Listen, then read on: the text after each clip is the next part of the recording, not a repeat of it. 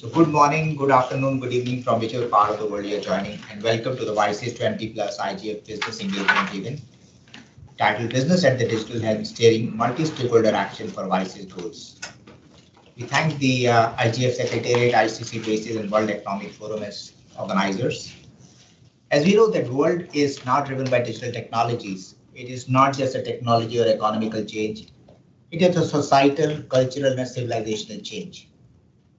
And this is a defining moment not just for global governance, but for empowerment of the people as well across the world. The private sector today designs, deploys, and scales the very innovations that are shaping the future of humanity. And the private sector has gone beyond observers, sponsors, and contributors. They are co-creators. I think the WSIS vision of people-centered, inclusive, and development-oriented society needs positions all stakeholders as co-creators with shared decision-making. The session is not about why practice private sector matters. The question is settled. The 3 C's that will define the future and the shared future of connectivity, cooperation, and capacity building. I couldn't have asked for a better panel. I can say that. These are the people that are global doers, influencers, and shapers of the future. I'm pleased to introduce our expert panelists today on the session with me. Maria Fernandez Garza, Honorary Chair, International Chambers of Commerce. Started as a young entrepreneur in Mexico and has been an employer delegate to the International Labour Organization. She also became employer's vice chair at the 98th ILO session. And she previously chaired ICC Mexico and served as regional portal for Americas. She has been on the UN General Assembly President's Advisory Committee for Sustainable Urbanization and a part of Indonesia's B20 International Advocacy Caucus and a member of UN Secretary General's inaugural IGF Leadership Panel since 2022. Welcome, Maria, to be with us. Daniel Dabrokowaski, I hope I get the names right, Head of Governance and Trust at World Economic Forum. Daniel leads the forum's work on trustworthy technology, including Digital Trust Initiative, focused on improving decision-making around technology, the Global Coalition for Digital Safety, creating safe online spaces that promote free expression and trust, as well as Metaverse Initiative and the Connected Future Digital Public Infrastructure Initiative. His work has been quoted by Harvard Business Review, Wired, and he also is an associate professor at Columbia University and has been recognized by the National Association of Corporate Directors as one of the most influential leaders in the corporate governance community. Daniel, welcome and joining us. Mr. Howie Watchell, Senior Director for UN International Organizations Policy, Microsoft. Howie is a Senior Director and Head of Microsoft's UN International Organization Policy, and has had several roles in the US government, including civil servant at the National Security Council as the Director of UN and Multilateral Affairs, US Department of State acting as Coordinator of Sanctions Policy, and the UN missions and the UN as Policy Advisors. He has a long list of achievements to the multilateral bodies and the global governance. He was a legal advisor for the UN task team responsible for facilitating the export of food and fertilizers out of Russia and Ukraine. And we are lucky to have you with us. Ms. Pelike. Ms. Pelike is the head of international organizations at Google, where she leads major global tech policy initiatives and partnerships with the UN, OECD, and World Bank and other international bodies.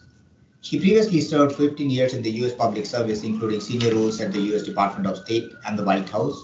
At the National Security Council, she directed the historic US-Africa Leaders Summit, bringing 50 heads of state and the top CEOs to Washington, D.C. Pelike has been a key US negotiator at the UN and a leader on business and human rights.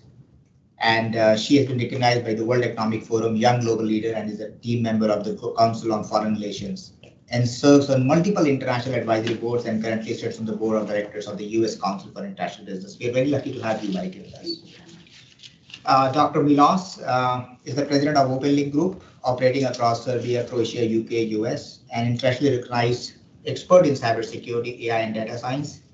He has worked with over 100 countries promoting strong multilateral digital governance and science-driven global competition. And he has advanced training from Harvard, MIT, and UC Berkeley. We're really lucky to have you, Milos, with us.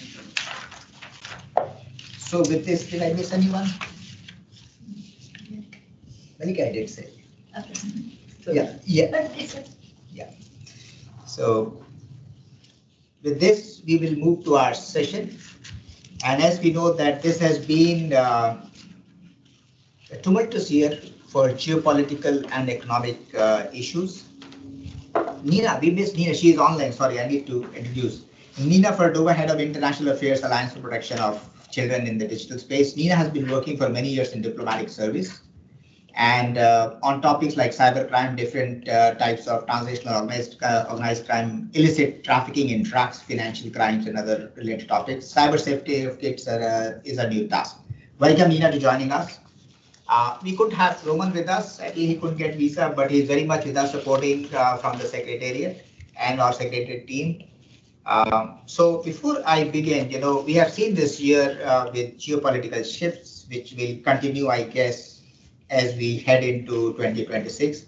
So I'm going to move around and ask my colleagues their opening remarks on what has been the key learnings from 2025 and what are the messages that we take for navigating 2026. So I'm going to come to Maria, ICC. Thank you very much. And as you were very well saying, 2025 has been a year that has been defined by deepening geopolitical fragmentation, divergent regulations, rising protectionism, and heightened tensions continue to create uncertainty on issues that are fundamental to the digital economy, from AI, governance, and cybersecurity to cross-border data flows and digital trade. In this environment, business plays a central role as the connecting tissue of the global economy. Companies experience regulation firsthand, understand the operational realities, and bring actual practical insights into what is needed to sustain innovation, interoperability, and growth. So a key lesson from 2025 is the urgent need for enabling policy environment frameworks that support investment in digital infrastructure, strengthen meaningful connectivity, and foster open, trusted data flows. These are the foundations that allow digital transformation to benefit entire societies. Another enduring lesson is the value of multi-stakeholders collaboration. The WSIS+20 process reaffirmed that the challenges that we have ahead, from AI governance to digital inclusion, cannot be solved by governments or industry alone. The IGF's role as a bottom-up, equal, and open setter is today more important than ever. So looking toward 2026, the priority is, for us, very clear. We must move forward with coherence and with clarity. Business, governments, and international organizations must work together to reduce this fragmentation and to promote interoperable, future-ready approaches to digital governance. Upholding the core values of the WSIS framework and leveraging the IGF's convening power will be essential to navigating the next phase of global digital cooperation. Thank you, Maria. A very important points, enabling policy environment, investment in digital infrastructure, and of course, coherence and clarity and interoperability. I think with time, not just the technical interoperability, but human interoperability is also becoming an overarching theme, along with global mobility. That's going to be key if we have to succeed. With this, I move to Daniel from the World Economic Forum.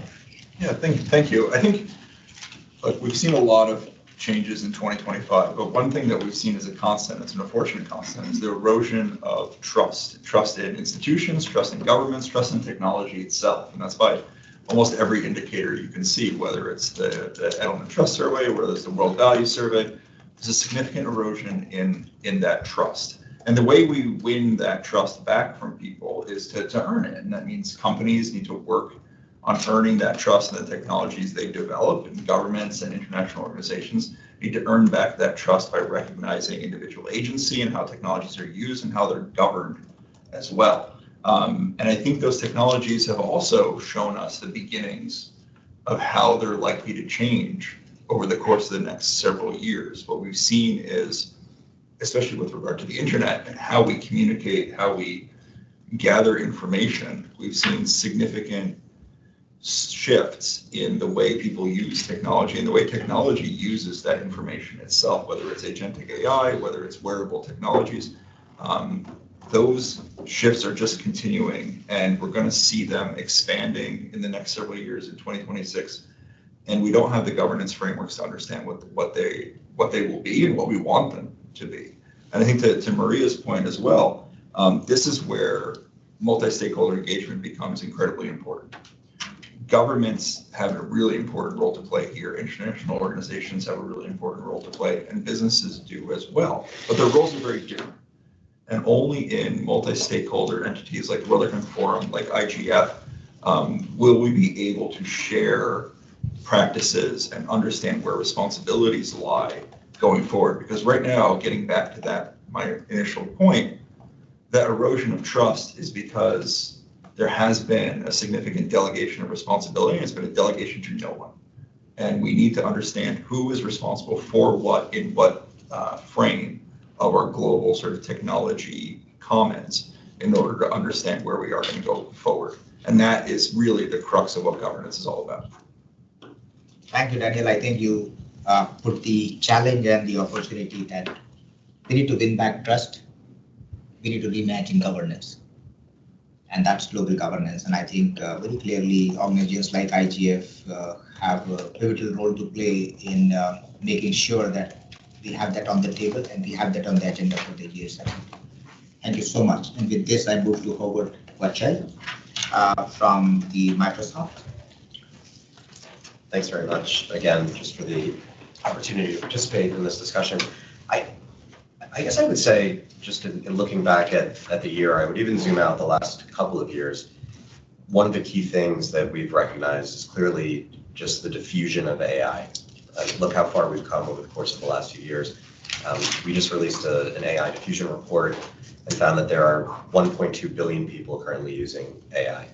And again, that's only after just 2.5, almost 3 years of progress. That's a faster rate of AI adoption. That's a faster rate of adoption of any other general purpose technology in history. It's faster than electricity. It's faster than the internet.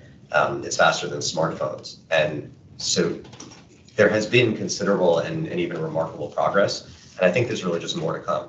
I think a couple of years ago, this was more an idea and a theory. In the last year, we've really come to see that AI is really being put to use. We're seeing a real rise in growth in the number of AI agents that are out there trying to solve problems, trying to apply AI to specific use cases, like helping farmers in rural areas, including in Africa, for example. And at the same time, I think there are some considerable problems. One is the digital divide that we've been concerned about continues to persist, this time in AI. When we look at AI diffusion, for example, the reality is that global North users of AI outnumber those in the global South by 2 to 1. And we need to be mindful of that. And for all of the recent talk about the importance of things like data centers, we get lots of countries coming to us saying, we want the AI, we want the data centers. The reality is that you can't get to that point and fully embrace AI unless you have the foundational elements, things like connectivity, things like broadband access, things like skilling. And so for us, a huge priority, especially in the last year, has been how do we bring things like connectivity and skilling to really around the world, to everyone. On the connectivity front, we as a company, we have this Airband initiative where we're pledging to connect 250 million people by the end of 2025, including 100 million in Africa. We just announced that we've exceeded those goals. On the skilling front, we're doing similar work, pledging $4 billion on, just to provide skilling services, including with partners around the world. These, I think, are the big things that we've noticed over the course of the last year. And this is just, there's going to be a lot more to come. And it's just going to continue to be of paramount importance, not just to think broadly about AI and AI governance, although that's crucially important, but also using this technology, embracing this technology, finding real world practical examples of how to embrace the technology and put it to use so that we get less out of, we get sort of removed from abstract conversations and more into practical use cases. Thank you so much. I think you bring a very important point that not only that this technology has the fastest adoption, but also brings an equal fear. in many minds about AI's potential to probably replace people, replace tasks. But we'll come to that later. And I think you've also talked about bridging the digital divide and talked about the actionable steps Microsoft has taken in terms of upskilling people, investing on access, which is, I think, the need of the hour. I'll go to Nina, who is joined us online. Nina, I would like to hear your views on this. And for those joining online, we will take your questions as well. Please put it in the chat. Thank you so much, the Chair. I'm very glad to have this opportunity to hear from others and also to speak. I'm representing the Alliance for the Protection of Children in the Digital Environment.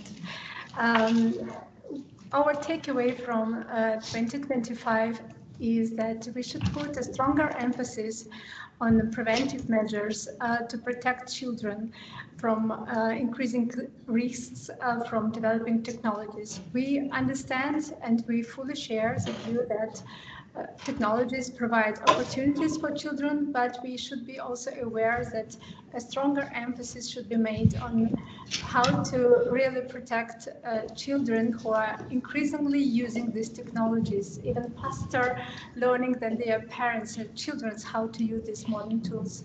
And this is our task. I would like also to echo some previous speakers who said about erosion of trust and necessity of multi-stakeholder cooperation. We fully share this view that the governments, international organizations, and business should cooperate. So, taking this opportunity, we would like to share some experience on what we are doing about our most recent initiative. If you do allow, Mr. Chair, with your indulgence, I have a very short presentation that I would like to share.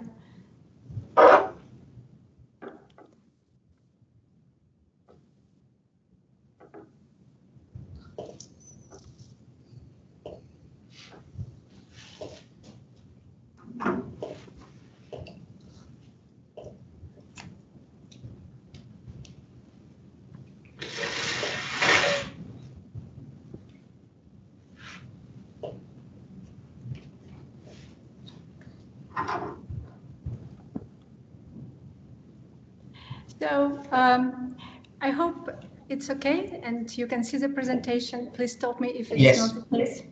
Thank you. So the Alliance, it is an association of 9 large Russian companies, and it was established almost 5 years ago to develop and implement initiatives aimed at establishing dialogue with the government and the international organizations, and also at improving the digital literacy of children and parents. We believe that it's very important to understand how effective prevention measures are, and we have developed the Childhood Digital Safety Index, an instrument which is aimed to measure how safe children are when using internet and everything related to communication through it, AI, social media, games, messengers, etc. During the years of our work, we are convinced how important the awareness raising is, and children are nowadays often more advanced in using modern tools than their parents and teachers. And in order to know which specific areas need special attention for preventive measures, we have developed this index. It is a kind of measurement tool which will help us to understand which area needs specific attention. How we developed the index, it was almost 1 year work, starting from conducting desk research and roundtables, and more than 100 existing instruments were reviewed. Also methods, indicators, and assessment structures were analyzed, and index was developed in the form of a questionnaire. Just recently, its approbation has been successfully finished. Actually, I'm sharing now with you the information which is not even that publicly, is not that public in Russia, then I'm sharing to you. Here, because we are about to launch the index, we are at the final stage. Here you can see the structure of this index, it has 7 key components: digital engagement, digital literacy, etc. And each of these indicators has different sub-indicators and different meaning for digital safety on the whole. So next year we are going to launch a full-scale federal study, meaning we would like to organize this study in different regions to identify differences and tendencies in different regions in Russia, to determine which components require strengthening locally and identify regional risks. And this will provide a basis for management decisions by the government and businesses. And we very much hope that it will be used by our competent authorities. I'm finishing my presentation, and I would like to say that we believe that business should always think when developing technologies proactively, think of children, because they are using technologies faster than even their parents are using them. And it's very important to know where we should work better and what we can do better. We firmly believe that in order to effectively prevent risky behaviors and to keep up with the evolving challenges, we need to be aware where our efforts should be focused on. Thank you very much, Mr. Chair. Thank you, Nina. And you brought a very important point about safe internet for children. I recall a few years ago, I used to support an organization that was working in anti-trafficking, and I was surprised at how these gangs were well organized more than corporates. And I'm sure that this kind of project will go a long way in making internet secure for children. And as more technologies and gaming takes frontal roles for education, we have to be mindful of what technology does to children rather than what children do to technology. Well, thank you so much. And with this, I move to Malika from Google. Thanks very much to the ICC for having us. Thank you to the IGF. We're really delighted to be here at WSIS. Nina, I have slide envy. I wish I had slides to present, but you're stuck with just me speaking here. But as we at Google reflect on 2025, or perhaps even before then, we come away feeling incredibly optimistic about the opportunity that AI presents. And when we are talking about a once-in-a-generation technology, as some of the creators making this artificial technology, we like to think of it in many buckets, including how it can positively impact and benefit society. And looking at that in terms of how it benefits the economy, how it benefits people, how it benefits science, and how it benefits society. So I'll start with science. We have hundreds of thousands of engineers that are constantly thinking about what are the world's greatest challenges and how can we use technology to solve them, and how does that make it available and equal and accessible to people throughout the world. And the scientific advancements over the past year are extraordinary. I'll just give one example in health.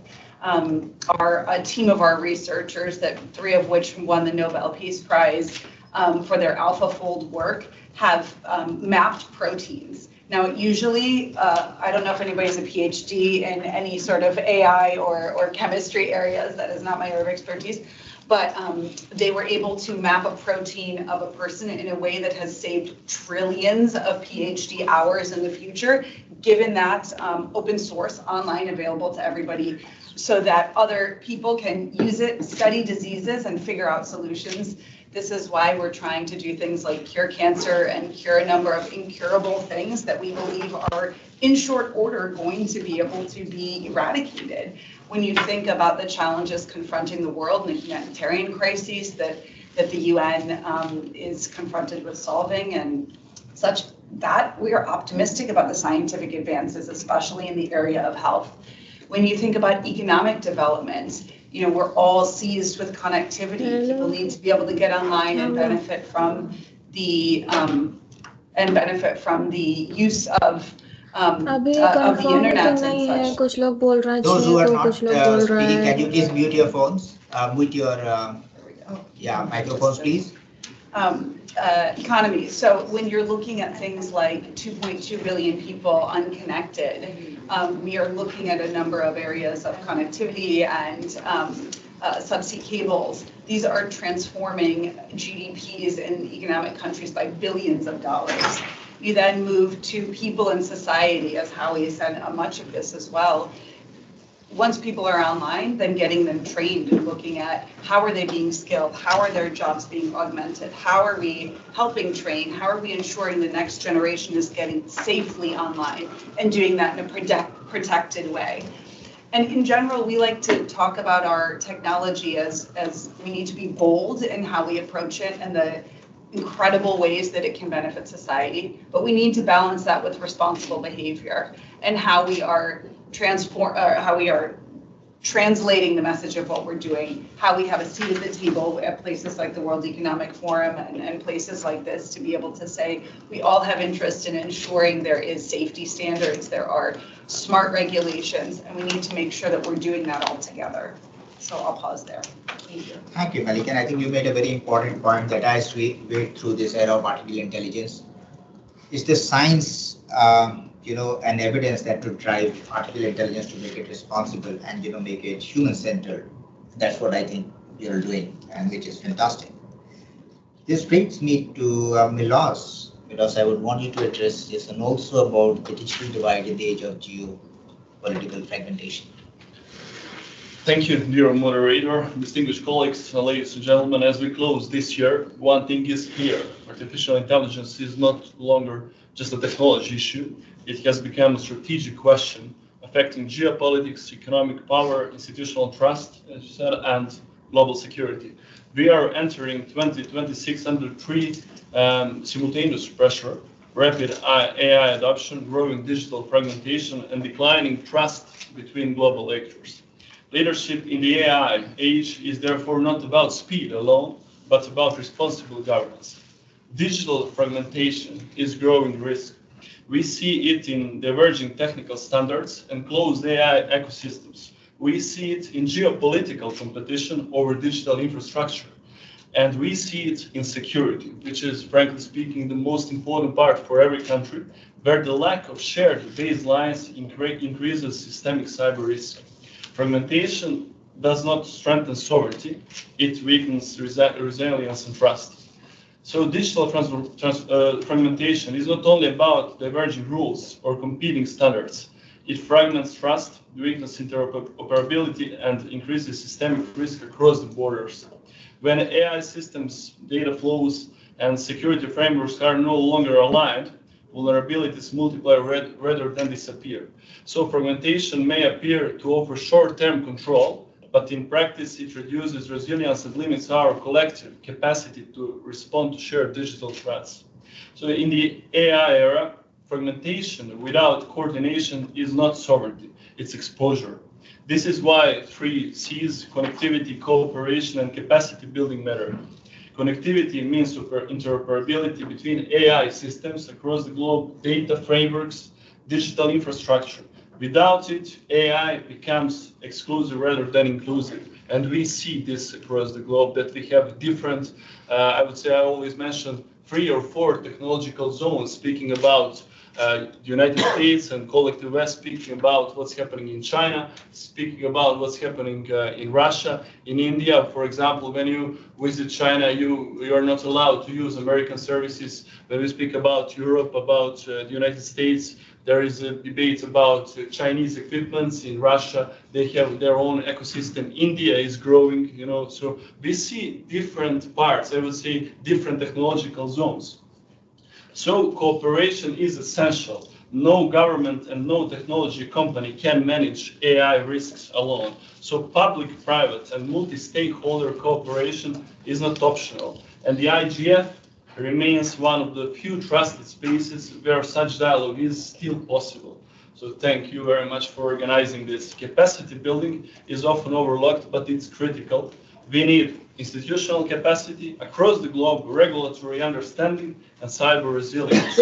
So AI without cybersecurity is risk multiplier. AI-enabled cyber attacks, deep fakes, and the automated exploitation of are already in reality. So we see across the globe every day. I'm in cybersecurity, and we see across small and medium companies, enterprises, every day different cyber attacks and very sophisticated cyber attacks. So at the same time, technological sovereignty must be redefined. It does not mean isolation. It means the ability to choose, to control critical infrastructure, and to understand the technologies we rely on. So closed systems create dependencies, open standards combined with local capacities create resilience. Yesterday, at a high level, we discussed about, we heard about, common standards and so on, but it's a long process. So as we move into 2026, the IGF role is more important than ever. It must remain a neutral platform focused on practical outcomes, not only principles. Leadership in the age is not about dominance, but about responsibility. If we lose global dialogue, we lose security, innovation, and trust. So the 3 C's are not idealism, they are the minimum conditions for a shared digital future. In an increasingly fragmented digital world, global cooperation is how we turn technological power into shared responsibility. Thank you very much. Thank you, Milos, and thanks for bringing out this very important perspective that over time, the role of technology has changed. At the same time, the perception has become a geopolitical issue, as you rightly gave examples of. I think before cooperation, you need dialogue. No better platform than IGF to have, as we have a very diverse panel representing everyone. So with this, I have a whole set of questions that have got generated from this discussion. And now I'm going to put it open before we take questions within this room and even online. So very important word that keeps echoing in the head is lack of trust, which was brought out, I think. Before trust is one word, perception. What kind of perception we have, because that leads to trust. So would any of my expert panelists talk about how do we change the perception of what's going on with technology, why people are fearing it? Are we doing something on that? So it's open to our panelists who wants to go first. I can keep that up. So, I mean, one of the things I'll put on the table is the part of the reason that there's a lack of trust around technology specifically, but also increasingly around governance, is that people feel like there's a lack of agency. Speaking specifically around technology, I think Milos was really good about bringing up cybersecurity and those sorts of risks. When those failures happen, when people's privacy is taken away, or when they experience a cyber breach, or when they engage with deep fakes, they feel like their agency has been taken from them. That other people are making choices about technology that affect their lives that are not in their best interests. And that's fundamentally part of the erosion of trust problem. That people don't feel like they have agency around the choices being made around technology. That's also why these multi-stakeholder venues where we have dialogue around technology governance are so important. Right? Governance isn't just like a geopolitical concern. It's not just an academic phrase. Governance is how we make decisions around technology and around other things as well. In multi-stakeholder governance bodies, more people have a seat at that table and more people have agency over how those decisions are made, whether those people are part of companies, whether those people are represented by their governments, or whether those people are represented by civil society, by academics, or even in themselves. They have greater agency in how technology decisions are made, and that's ultimately what helps earn trust. Thank you so much. Anyone else wants to talk about that? We don't know the next question. Okay. We have another big question, which I think is a factual situation today, is the digital divide. I think at IGF, we have spoken about it, that while AI is the fastest adopted technology in human history, at the same time, we have the divide. 1 out of 3 are still not connected to the internet. So we have the Universal Service Obligation Fund in India. We knew that we had the divide. We are a lower middle income country. So how do we bridge getting connections to places where it's not affordable? You'll never make money as a telco. So what they did, created a Universal Service Obligation Fund. So when you win a license to provide telephone connections, a part of that goes to USOF, which government provides as telephony to areas underserved. Is there something like that we should do for AI so that people get access to that along with connectivity? Is there time for an idea like that? Because digital divide is going to be bigger with time. Some of us are growing in our capability because of technology, and some of us are not even connected to internet. So world is missing out, and on the economy side, where 1/3 are not part of the digital economy. As chair of the Digital Economy Dynamic Coalition, it's a question that I throw open to you all. I know you're all doing great work in this area, but should you want to comment on that? How do we bridge the digital divide? I'll start by saying a few things. First, the Summit of the Future happened at UNGA last year, where the Global Digital Compact was adopted and set guardrails on international global approach to the digital economy and digital cooperation. We were thrilled to be part of that process, as many of you were around the table. And one of the things we were happy about is our CEO came to the UN and spoke from the floor on the Summit of the Future and was able to talk about the importance of connectivity, the importance of cooperation, and the importance of capacity building when it comes to addressing the greatest challenges confronted with us right now around AI. And he said that the digital divide cannot become the AI divide. And I think we see that as, how we do that is now up to us around the table to figure out equalizing the artificial intelligence, creating opportunities for the accessibility, figuring out how people can communicate once they're online, and then ideally able to build the economy and get them into global economies, including the new youth that are globally challenged with some labor and workforce issues and beyond. And so I think the answer is time will tell. We all are committed to the balance of the multi-stakeholder issues that our colleague from WEF talked about, the importance of all of us coming to the table and discussing the challenges and creating the opportunities. Thank you. Maria, you wanted to make an intervention. Well, the digital divide is something that really is concerning us. And yesterday we had this panel about how it could be bridged. And something that came up in the discussion is that we need to look at more developing the skills that are needed, that people really need to have agency about this. And this is as important as the connectivity and everything that we're discussing.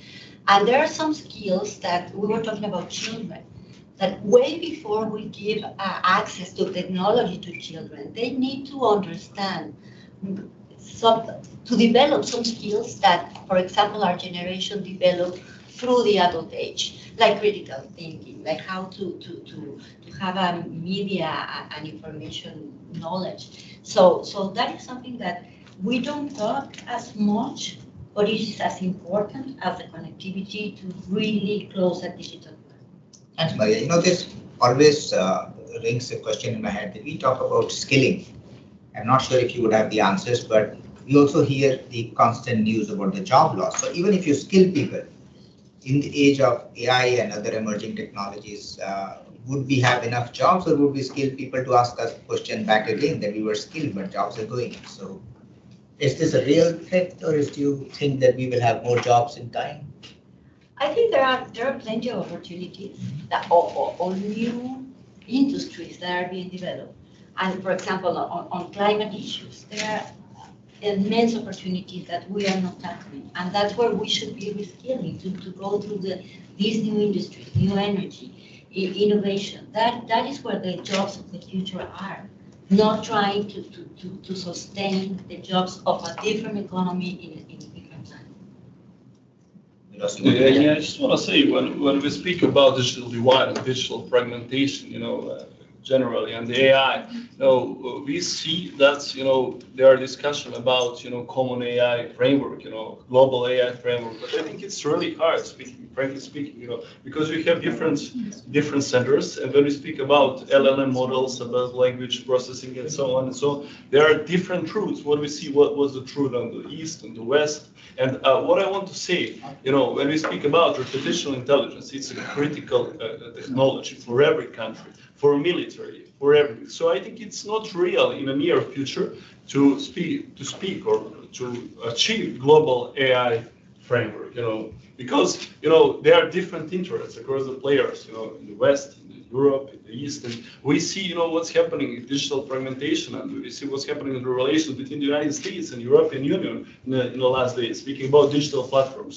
So global approaches are, really good, and I support it, but I think it's all connected to geopolitical aspects. Thank you. While we talk of all this, one thing that is always underneath all technologies, mostly AI, is data. Yeah. Now, data has three issues. I mean, integration, we always talk about intelligence. And Colin mentioned about yeah. data centers and, Yes. and everything, countries want to control data. Yeah. But one of the things that's missing is the culture of data. I mean, we don't have quality data. I mean, the quality of AI depends on the data underneath. Absolutely. So anyone would like to comment on how do we create the culture of data so that the AI is robust? That's the first fundamental to have responsible AI. That doesn't hallucinate because the data is not saturated, at least for most parts that we see today. It shouldn't happen that one day we start questioning the AI responses because of the poor data culture. Yeah, I'll take a stab at that one. I mean, I think, sure, and maybe I'll respond to some of these other threads too. I think the quality of the data is obviously very important. The language you use is also very important. And so, I think, our on the tech company side, we're trying to do what we can to, look at languages beyond English throughout the world, so that we have different and reliable data to feed into the system. So it's really of paramount importance to work with organizations like UNESCO, for example, and to make sure that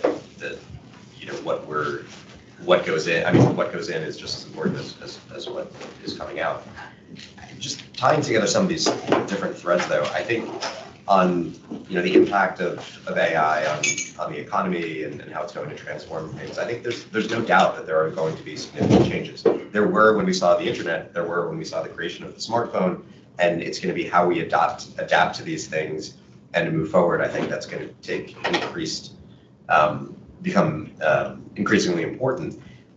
I would say, though, that we've already begun to see a number of new jobs that are being created in response to the new technologies that are evolving. And it brings me back to AI diffusion as well. It's not, you could look at a very macro level and think, all right, it's the countries that have the biggest AI developers that are going to succeed the most. It's going to be the US and the China. I actually think that if you look at in our AI diffusion report, what we've noticed actually is that the countries where we see the most AI diffusion, the one where they're embracing the technology the most and that, but it's used the most, it's been the UAE, it's been Singapore, it's been Ireland, it's been Norway. It's been countries that are taking this sort of whole of society approach to think differently about the problem sets in their countries, see how their governments can embrace the technology, and put it to individual use cases. Sometimes that involves the government, sometimes that involves education, labor. So I think thinking through some of these new and novel applications that governments can bring to bear will be increasingly important. And then maybe just a final thing I'll say on, you asked a question earlier about trust and why is there a perception of lack of trust? I think I would think of this in terms of there's AI governance, there's maybe AI governance, data governance, and AI security. I think in each of these different realms, there is some uneasiness about the future. On AI governance, are we seeing the sort of regulatory landscape, whether it's at the national level, the regional level, the international level? Do we think there's been enough progress? Do we think that we're creating a framework that is compatible and allows for interoperability, as was discussed before? So that leads to some questions. On data governance, obviously, there are questions related to privacy. People want to make sure that the input you're using is secure and will respect your rights as individuals. And then AI security, of course, it is very real that there are cyber attacks occurring on a daily basis, and people are concerned that from an AI security perspective, they want to know that governments and the international community are doing enough. And so for us, I mean, we spend a lot of time looking at each of these individuals separately and together, but I think they're important topics and will become increasingly important in the years to come. Thank you so much. Anyone else on the data side? We move to the next very important question. Where as technologies proliferate, and diffusion happens, one thing we can't dismiss is the amount of energy consumption that happens when we are using technology. Even, while people are watching it online, well, they did travel, so they save the carbon footprint, but at the same time, there is a carbon emission happening. So what's your point of view on minimizing that? I mean, what are the steps we are taking? What are the ideas on that? Because as we go on mass adoption of AI, the energy consumption is going to far exceed than what we use today. So anyone has any responses on that?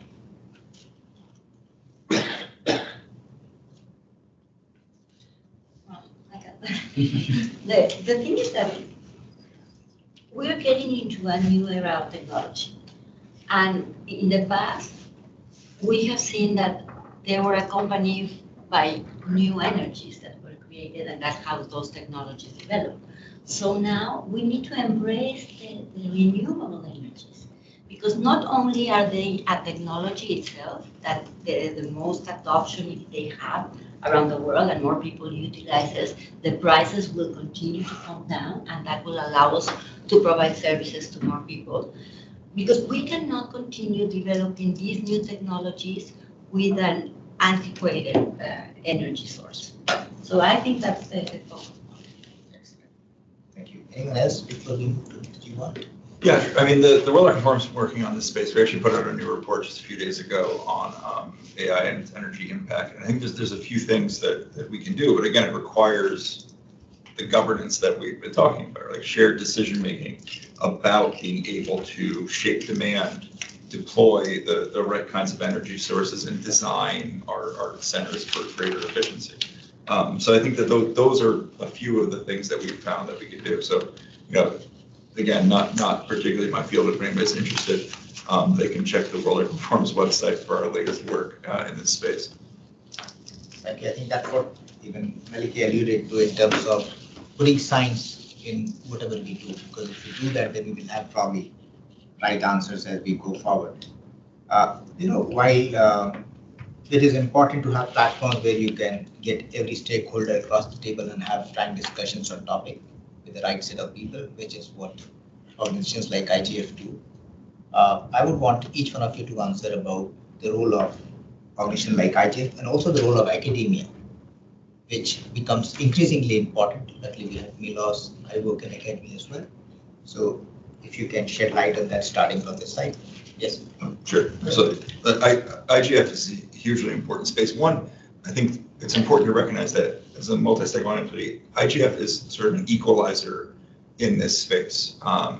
Having folks with a seat at the table from governments, from companies, from academia, from civil society is hugely important, because these issues, like was said earlier, the answers to the problems that we're having don't come from any one space. They come from this shared opportunity for dialogue in order to get to some consensus together. And I think especially at a time when things seem to be fragmenting, dialogue is more important than ever. It's part of what we do, and it's an important part of what IGF does as well. And I think the existence of IGF and the work that it does, I think, continues to remind us that internet governance is fundamentally a multi-stakeholder endeavor. There's private sector actors that the internet does not exist without. There's public sector actors that the internet does not exist without. It was created by academics. It does not exist without them as well. All of those voices are hugely important. IGF has a great role in bringing those voices together and looking at what the internet will look like over the next coming 3-5 years. This is a body of work that the forum's engaged in. We call it our Connected Future work. And it looks at what does it mean to interact on the internet, not just with other humans, but with AI agents, with other entities.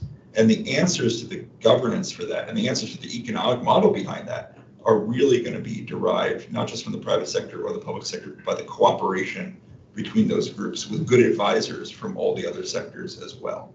And so I think that's the strength of an entity like IGF, and that's what I think we're all here to support. I agree, absolutely. So multi-stakeholder approach is essential, speaking about global technology challenges. So when we speak what's happening in the global south, it's Africa, for example, connection problems, internet infrastructure and so on. So we see different influences across the globe, especially in global south. So my point is that we should ensure that internet and stay globally available. You see rising fragmentation processes, even speaking about internet access, and global providers as well, disruptions, So I think I want to underline again, multi-stakeholder approach and platforms like IGF and UN and so on is essential to maintain dialogue, which is critical, which is, this is the only way how we can make some consensus. And I think that besides dialogue, we need to have stable and predictable policy environments, because that allows innovation to flourish and ensures that the digital technologies truly deliver benefits for people. And this requires obviously investment in meaningful connectivity, in trusted data flows, and open digital markets. But equally important is keeping the global digital cooperation transparent, as you mentioned, multi-stakeholder and evidence-based, because this is the way to gain back trust. And this is precisely the role that the IGF is designed to play. As a neutral platform, the IGF brings governments, as you were saying, the business society, civil society, business, technical community, and we are all here on an equal footing. It is a space where diverse interests can align, identify all of our shared priorities, and we'll work here to find practical solutions. And this is a combining power that is unique to the UN ecosystem.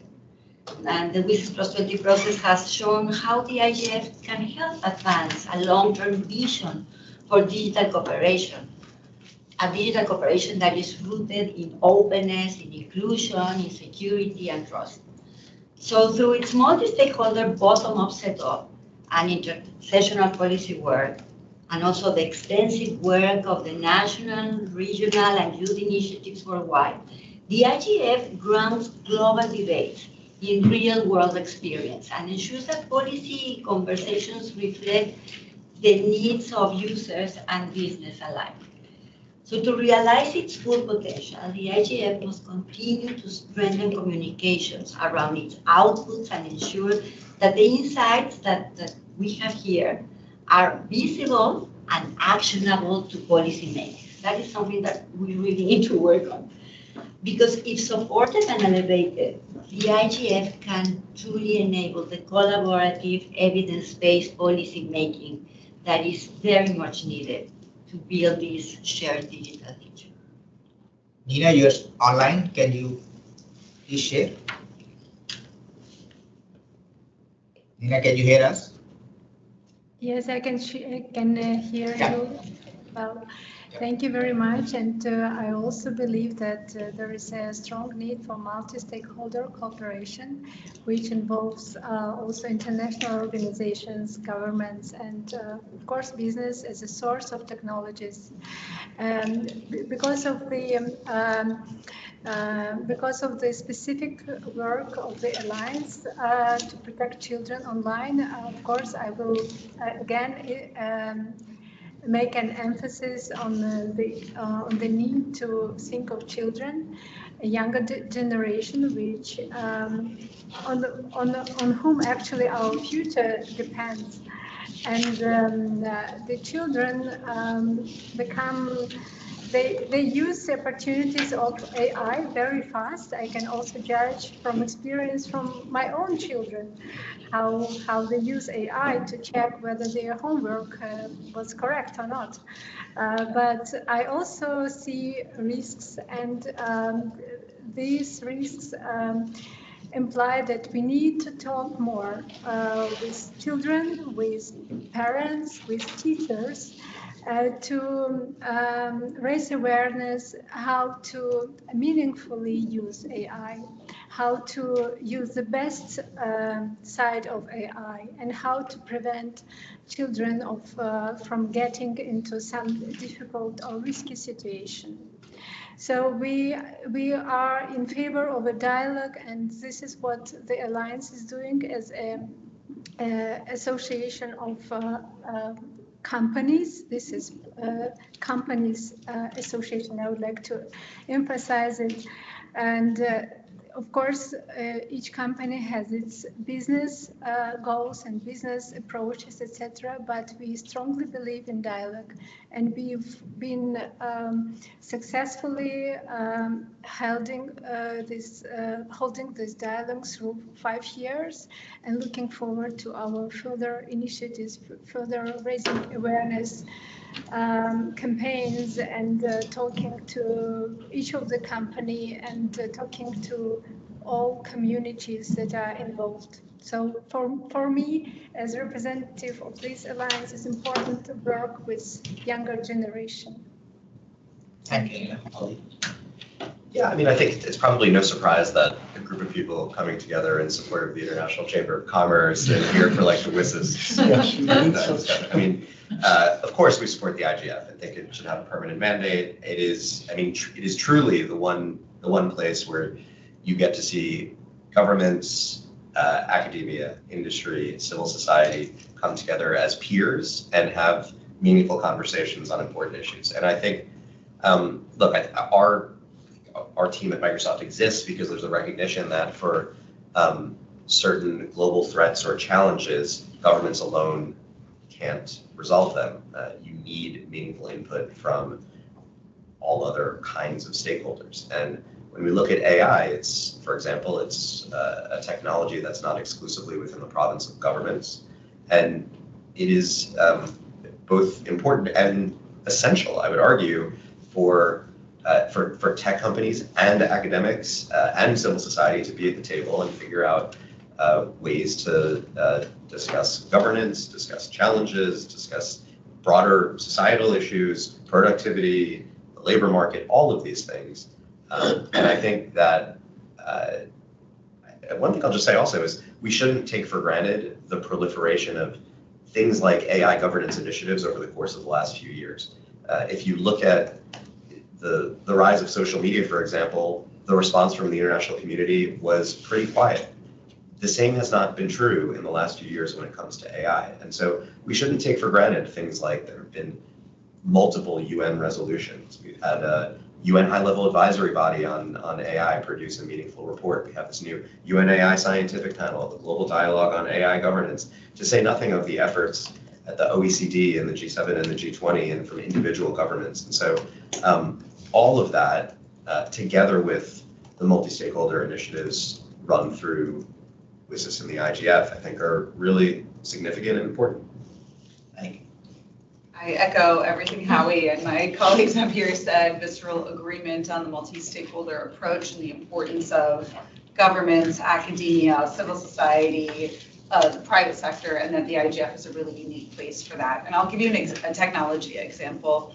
At Google, we have researchers, we have engineers that are constantly looking at challenges, trying to build solutions, and that's how we birth our tools, our platforms, Google Maps and Waze and Nest, and Waymo is our autonomous vehicle section of things. It's very cool. If you haven't tried it, you can go do it in San Francisco, coming to Japan next year, Washington, DC as well. We just launched in Miami. It's very cool. You feel like you're part of the future when you have something like an autonomous vehicle. But I say this because we're committed to open sourcing much of that technology. So when we come up with a new breakthrough, or when we have Gemini 3, which is our fastest, most advanced large language model, we open it available for free for college students. We give it to a number of researchers so they can beta test. They were able to use it in India, and within 2 weeks of being able to do that, there were 50 new languages online, local languages, using this model. So the sort of open source aspect of much of the technology translates to an approach to multi-stakeholderism and an approach to we are stronger together than we are apart. And when we're able to share this, when we're able to discuss the challenges and the opportunities together, we can build solutions that are going to benefit all of us. Thanks, Malika. That's very inspiring, and I've been a user of Viking, and I always post how exciting it is to try a Viking. But having said that, before we go to online questions, I would want to ask you to give us a small example or a snippet of an optimistic future of how one of your initiatives with a startup led to something really great, that shows everyone out here that the opportunity lies massive. So anyone can start in terms of the initiative that led to maybe creation of jobs, creation of a great startup or a science. Like an ice break myself saying that when we started up, we have created 2 startups from our startups. Now they are taxpayer startups for the government now. Yeah, I think that, the Program Forum is not so much an incubator, but we can talk about some of the work we've done. One of the new bodies of work that I think is really worth keeping track of is work that we're calling the Connected Future Initiative that I briefly mentioned earlier. And that's where we have nations, civil society organizations, leading companies coming together to understand what the future economic basis for the internet looks like. How do we not so much create an internet, but how do we nurture the evolution of the internet so that people have opportunity to benefit from it? And how do we alleviate the risks and the legacy risks and the harms that we've seen so far in the next generation of what the internet looks like, or the next generation of connectivity?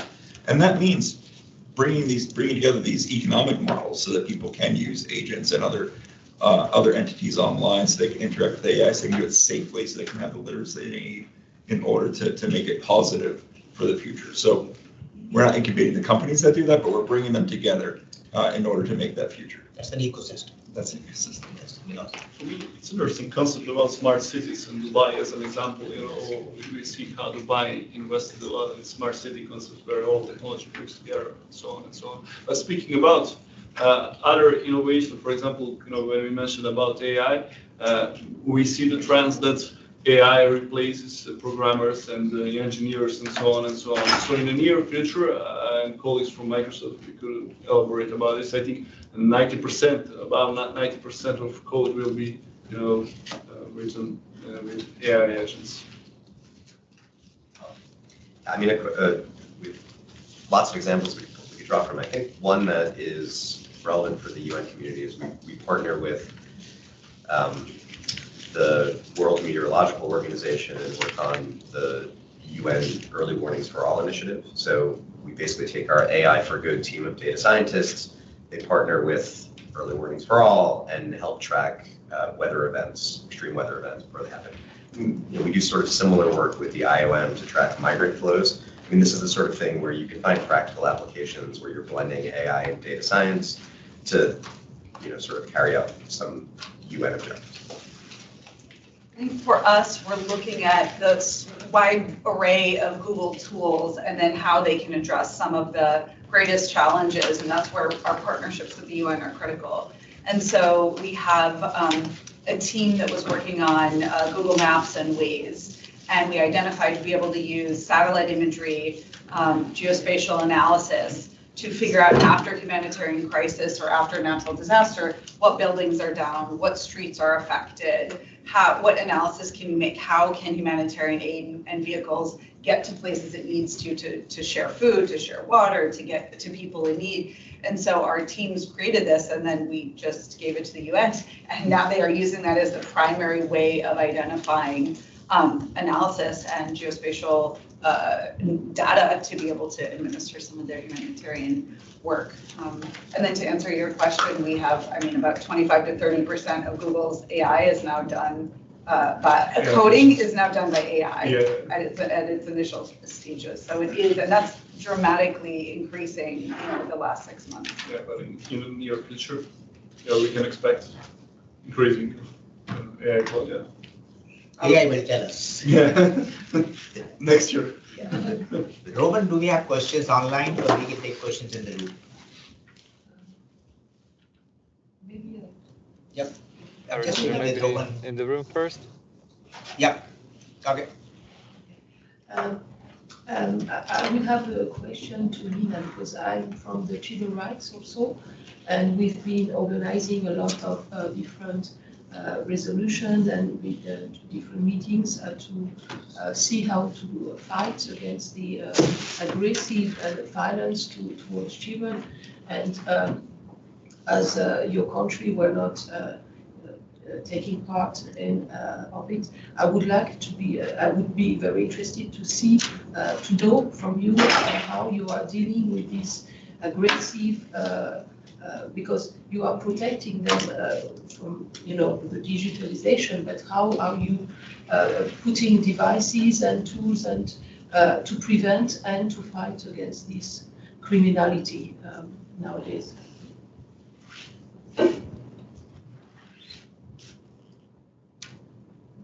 May I respond? Yeah, Niash, for you. Thank you very much for this question.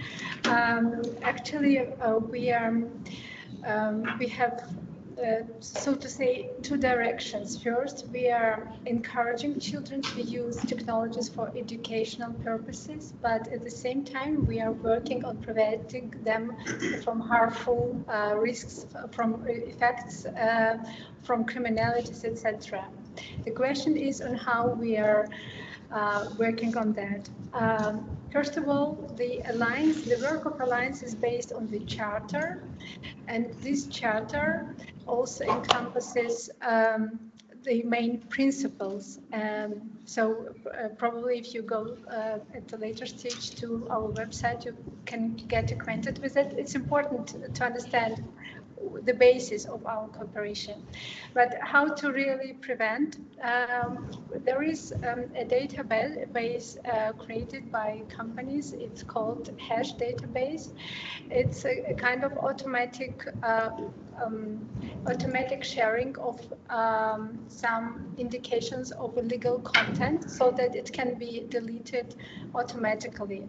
So the companies are sharing this with each other, and this is one way of preventing harmful or illegal content. The other way is, of course, the companies are cooperating with our competent national authorities responsible for fighting such crimes. So Ministry of Interior and other competent authorities which are involved in combating this crime, and the companies, of course, under the national legislation, they cooperate to do that. So, and the other way is we put a lot of emphasis on prevention. We are making huge raising awareness campaigns, and we are using different tools. Talking to parents and making a kind of events for parents only, talking to children in schools, talking to elder generation, still young, but I mean teenagers and older. These are different audiences. For each audience, you need to have your own language and telling about risks in different ways. We are also using a tool of theater performances. Actually, what influences children is emotion. When they get some emotion from watching something, being it a video or a theater performance, then it makes an impact. So we are doing this theater performance in one of the very famous Moscow theaters, theater named after Mayakovsky, and we show also this theater piece to some specific audiences when we do have these opportunities. It's about teenagers which got into different life situations because of social media. And I myself watched this theater piece twice, and each of this time I got very emotional, and the whole audience as well. It's a life-changing experience for teenagers. This is part of our awareness-raising campaigns on which we make an emphasis. I hope I could answer the question. Thank you. Any questions in the room, or we can take online? Roman, if there are no questions online, I will ask a message from all our people. Are there questions online, Roman? Hello everyone, so I see no questions online. Okay, that's a good one. So, I mean, a parting message for leadership in this digital Helm from all of us for 2026 and beyond. I guess starting from you. I would say the people in this room are committed to an open, free, interoperable, and secure internet. And as we look to govern this technology, which can be used to produce funny pictures and cat videos, and also have incredible implications on military defense, we need to understand the breadth of the technology and continue, as we have been, to commit to working together to figure out those solutions as we learn more, as this technology evolves, as users increase, as we connect the world, as we lay the cables, as we partner together, and as we build capacity globally. So for us, we're here to partner. We really appreciate everything that was accomplished in 2025.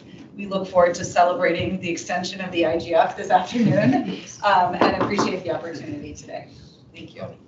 Everything Malika just said, and also I think I would say the only certainty, I think the only constant we can expect in the coming year is change. It's been with us. Feels like every week something new happens, whether it's the technology or some geopolitical development or something. And I think the reality is that it's how we respond to this change that will ultimately determine where we stand on things like governance and how AI can be used to society. It's also on us to figure out ways to implement and apply this technology to different use cases throughout society. I don't think that individual governments or individual technology companies will have all of the answers. I think it's going to be individuals and communities that come together and say, we want to figure out a better approach for identifying the right fields to farm or how to irrigate this plot of land.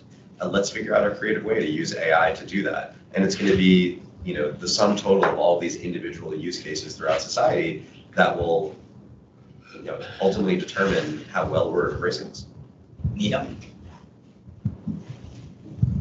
Yeah, your comments. Last final message. Nina, can you hear us? Yes, but do you expect me a final message from myself? Yeah, your final message for the leadership in 2026 and beyond. Yeah, I believe that when developing technologies, we need to think of children. This is my final message for next year. Yeah, we should maintain dialogue as we live now in new policy-centric architecture of international relations. We see what's happening in China, especially speaking about AI. So it's really challenging to maintain dialogue across the globe, and I think IGF can play a pivotal role in this aspect. So that's my message. Yeah, I think all of this is right. Look, the future will be connected. How well it's connected and how well that works to improve people's lives is really determined by how well we cooperate in order to govern that, the technologies that shape that future. And I think obviously organizations like this, like the Forum, like IGF, we are part of that firmament of governance that helps facilitate the cooperation that we need for a more trustworthy technology future.